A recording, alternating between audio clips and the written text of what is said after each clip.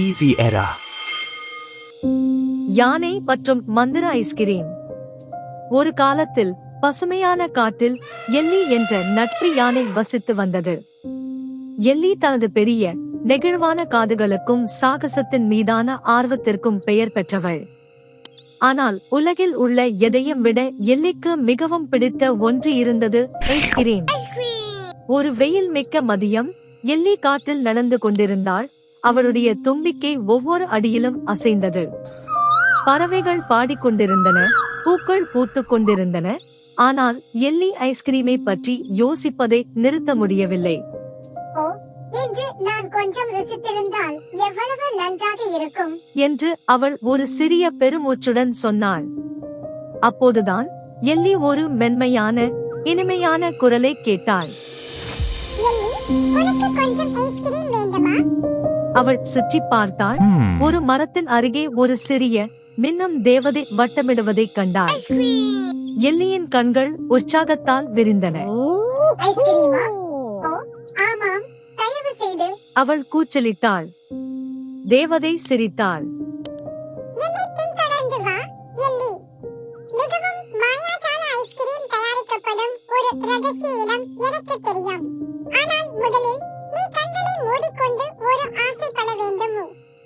எல்லியின் தண்டு மகிழ்ச்சியில் அசைந்தது. அவள் தன் பெரிய கண்களை இறுக்கமாக மூடிக்கொண்டு எனக்கு இதுவரை இல்லாத சுவையான ஐஸ்கிரீம் வேண்டும் என்று கிசுகிசுத்தாள். எல்லி கண்களை திறந்ததும் தேவதை போய்விட்டாள். ஆனால் அவளுடைய இடத்தில் வானவில் நிற கற்களால் ஆன ஒரு சிறிய பாதை இருந்தது. காடு வழியாக பாதையை பின்தொடர்ந்த எல்லியின் இதயம் துடித்தது. அவளுடைய பெரிய கால்கள் ஒவ்வொரு பிரகாசமான கல்லிலும் கவனமாக மிதித்தன. பாதை எல்லியை ஒரு மறைக்கப்பட்ட புல்வெளிக்கு அழைத்துச் சென்றது. புல்வெளியின் நடுவில் எல்லி இதுவரை கண்டிராத மிகவும் நம்ப முடியாத ஐஸ்கிரீம் ஸ்டாண்ட் நின்றது. அது ஒரு பெரிய மின்னும் ஐஸ்கிரீம் கூம்பு. மேலே ஐஸ்கிரீமின் வானவில் சுழல் இருந்தது. கூம்பை சுற்றி பழச்சுவை கொண்ட ஐஸ்கிரீம் நிறைந்த மரங்கள் நிறைந்திருந்தன. காற்று இனிமையாகவும் கிரீமியாகவும் இருந்தது. என்று ஒரு மகிழ்ச்சியான குரல் கேட்டது. அது மீண்டும் தேவதை.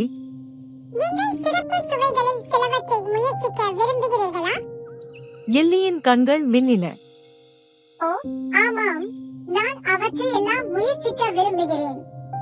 தேவதை சிரித்துக் கொண்டே, சரி எல்லி, எங்களிடம் இங்கே மிக அற்புதமான சுவைகள் உள்ளன.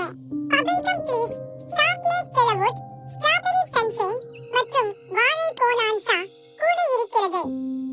எல்லியின் தண்டு அசைந்தது. அவள் ஒவ்வொரு சுவையையும் சுவைக்க ஆரம்பித்தாள்.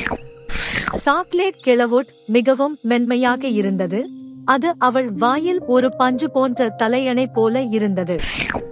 ஸ்ட்ராபெரி சன்ஷைன் ஒரு சூடான கோடை நாளில் பூக்களின் வயலில் படுத்திருப்பது போன்ற உணர்வை அவளுக்கு ஏற்படுத்தியது. மேலும் வாழை போனான்சா மிகவும் இனிமையாக இருந்தது. எல்லி மகிழ்ச்சியுடன் சிரிக்காமல் இருக்க முடியவில்லை. இது இதுவரை இல்லாத சிறந்த ஐஸ்கிரீம். எல்லி கூச்சலிட்டாள். இந்த நாள் முடிவடைவதை நான் ஒருபோதும் விரும்பவில்லையோ. தேவதை கண் சிமிட்டினாள். கவலைப்படாதே எல்லி, நீ அதை விரும்பிக் கொண்டே இருந்தால் உனக்கு எப்போது வேண்டுமானாலும் மேஜிக்கல் ஐஸ்கிரீம் கிடைக்கும். எல்லியின் இதயம் நிரம்பியது. அவள் தனக்கு பிடித்த சாக்லேட் கெலவுட் சுவையை கடைசியாக ஒரு முறை நக்கினாள். நன்றி தேவதை, இந்த மேஜிக்கல் ஐஸ்கிரீம் நாளை நான் ஒருபோதும் மறக்க மாட்டேன். சூரியன் மறையத் தொடங்கியதும் எல்லி மேஜிக்கல் ஐஸ்கிரீம் ஸ்டாண்டிற்கு விடை பெற்று மகிழ்ச்சியான நிறைவான வயிற்றுடன் இனிமையான கனவுகளால் நிறைந்த இதயத்துடன் வீடு திரும்பும் வானவில் பாதையில் சென்றாள். அன்றிலிருந்து எல்லிக்கு ஒரு விருந்து வேண்டும் என்ற ஒவ்வொரு முறையும் அவள் கண்களை மூடிக்கொண்டு ஒரு ஆசையைச் சொல்வாள். மேலும் மேஜிக்கல் ஐஸ்கிரீம் ஒரு கனவில் மட்டுமே இருப்பதை அறிவாள். இது போன்ற மேலும் கதைகளுக்கு ஈஸி எராவை லைக் செய்யவும், ஷேர் செய்யவும், சப்ஸ்கிரைப் செய்யவும் மறக்காதீர்கள். நன்றி.